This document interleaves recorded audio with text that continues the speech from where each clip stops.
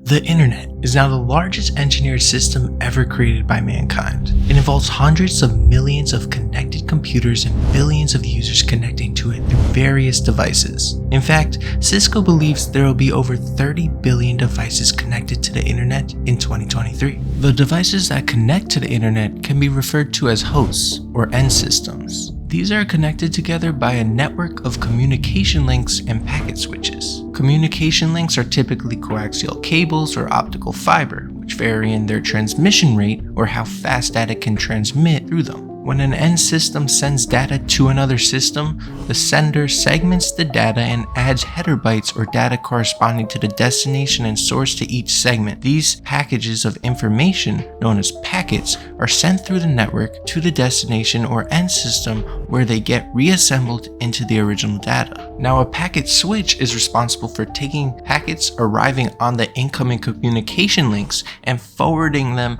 to the correct outgoing links toward their ultimate destination. The most common type of packet switches are routers and link layer switches. The sequence of communication links and packet switches that a packet traverses from sending end to receiving end is a route or path through the network. It might be easier to think of packet switch networks as the transportation networks of highways, roads, and intersections. The data gets broken down into manageable sized packets like cargo on fleets of trucks at a factory. The trucks or packets of data can independently transport their fair share of cargo to the destination warehouse using communication links or highways and roads along the way. You could think of the packet switches specifically as the intersections that forward the truck from one road to another to get to the correct destination. The end systems are granted access to the internet through the Internet Service Providers or ISPs. There are different kinds of ISPs, such as the residential ones you use at home via modems, or the hotel or airport ones that you might try to avoid.